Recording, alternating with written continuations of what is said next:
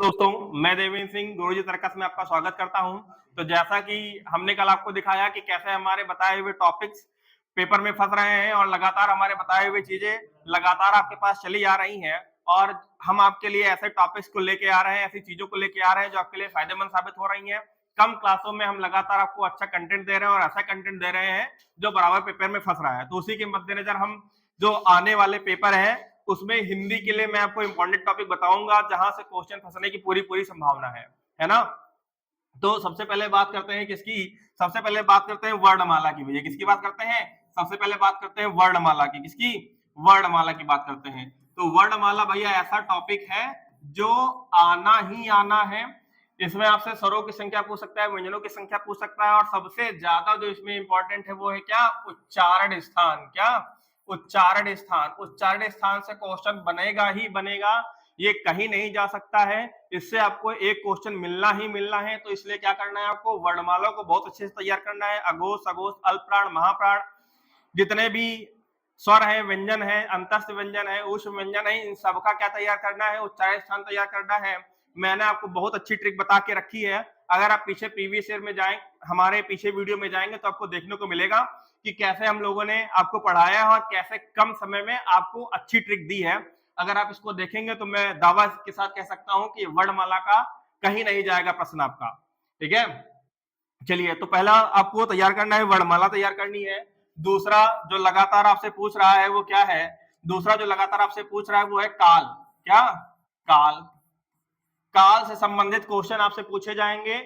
वर्तमान काल, भूतकाल, भविष्य काल, इनके प्रकार और ये कहां से है? पूर्ण भूतकाल है, पूर्ण भूतकाल है, आसन्न भूतकाल है, हेतु मध्य भूतकाल। इस तरीके से आपसे क्वेश्चन पूछे जाएंगे लगातार और आपको काल से जरूर क्वेश्चन देखने को मिलेगा। इसको आप क्लियर करके रखिएगा। फिर बात करते हैं हम किसकी? अगला जो मोस्ट इंपॉर्टेंट टॉपिक है वो क्या है भैया? अगला जो मोस्ट इंपॉर्टेंट टॉपिक है वो है विराम चिन्ह। क्या? विराम चिन्ह।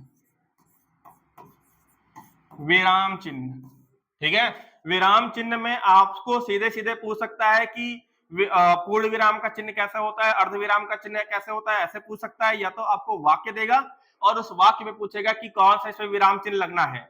ठीक है, तो ये ध्यान देने वाली बात है। वर्णमाला मोस्ट इंपॉर्टेंट, काल मोस्ट इंपॉर्टेंट, विराम चिन्ह मोस्ट इंपॉर्टेंट। ये ऐसे टॉपिक है जो आपसे पूछे ही जाने हैं। ठीक है, फिर आगे बात करते हैं हम। आगे बात संज्ञा, है ना, संज्ञा, सर्वनाम और विशेषण। संज्ञा, सर्वनाम और विशेषण। अभी तक जो पैटर्न चला उसमें विशेषण बहुत ही फेवरेट क्वेश्चन रहा है।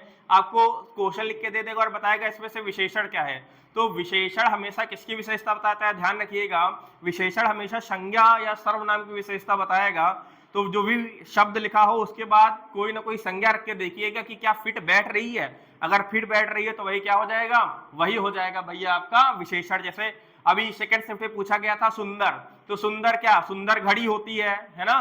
सुंदर क्या होता है? बोर्ड होता है ना। इस तरीके से आप ध्यान दीजिएगा तो आपको पता चल जाएगा तुरंत क्या विशेषण क्या है ना।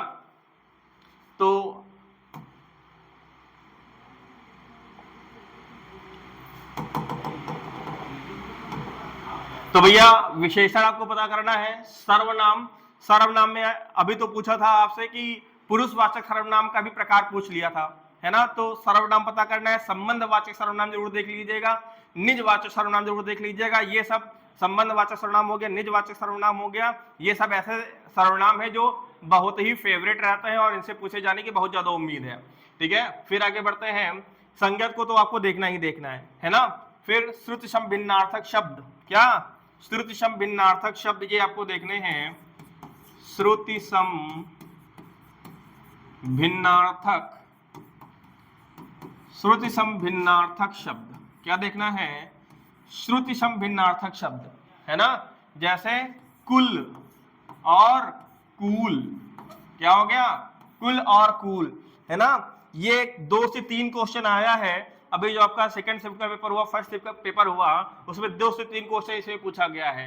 तो ये सब श्रुति सम भिन्नार्थक शब्द आपको देखना है। विशेषण मोस्ट इंपॉर्टेंट, सर्वनाम से तो आना ही आना है। संज्ञा आपको देखनी है, इन सभी चीजों को देखना है आपको। ठीक है। इन सभी चीजों को देखने के साथ साथ भैया क्या देखेंगे आप, इन सभी चीजों को देखने के साथ साथ आप देखेंगे कि आपसे पूछा जाता है क्या, आपसे पूछा जाता है वचन, क्या वचन, आपसे पूछा जाएगा क्या लिंग।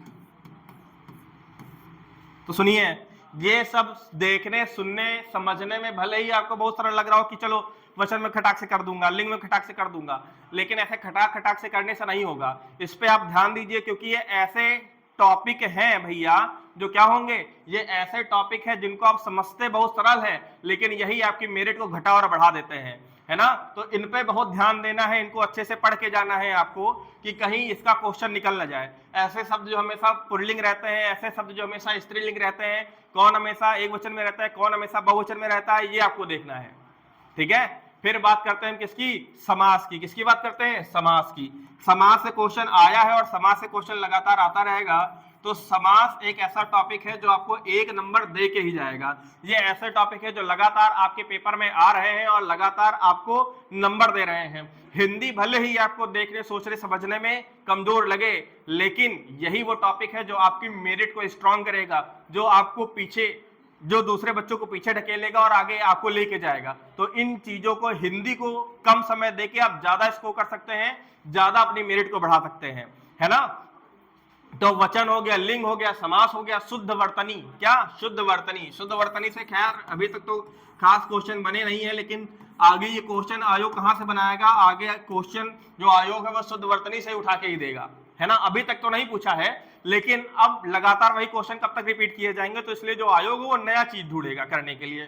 तो शुद्ध वर्तनी हो गया, समास हो गया, लिंग हो गया, है ना। और शब्द विलोम हो गए, पर्यायवाची हो गए, साहित्यिक रचनाएं हो गई, पर्यायवाची शब्द हो गए। ये सब तो ऐसी चीजें हैं कि जितना आप इनको पढ़ लीजिए उतना ही कम है, लेकिन ये जो टॉपिक है ये मोस्ट इंपॉर्टेंट टॉपिक है और आपके पेपर में फंसने वाले टॉपिक है। हर टॉपिक कम से कम आपको 1-1 नंबर जरूर देके जाएगा। वर्णमाला से क्वेश्चन आएगा, काल से क्वेश्चन आएगा, विराम चिन्ह से तो क्वेश्चन आपको रखा ही मिलेगा, संज्ञा से क्वेश्चन मिलेगा, सर्वनाम से क्वेश्चन मिलेगा, विशेषण तो आप लिख के रख लीजिए, विशेषण विशेष से क्वेश्चन फंसेगा ही फंसेगा। और अभी तक जो फेवरेट रहा है फर्स्ट शिफ्ट और सेकंड शिफ्ट में, वो क्या है, श्रुतसम भिन्नार्थक शब्द बहुत फेवरेट रहा है, ये आपको जरूर फंसाएगा भैया।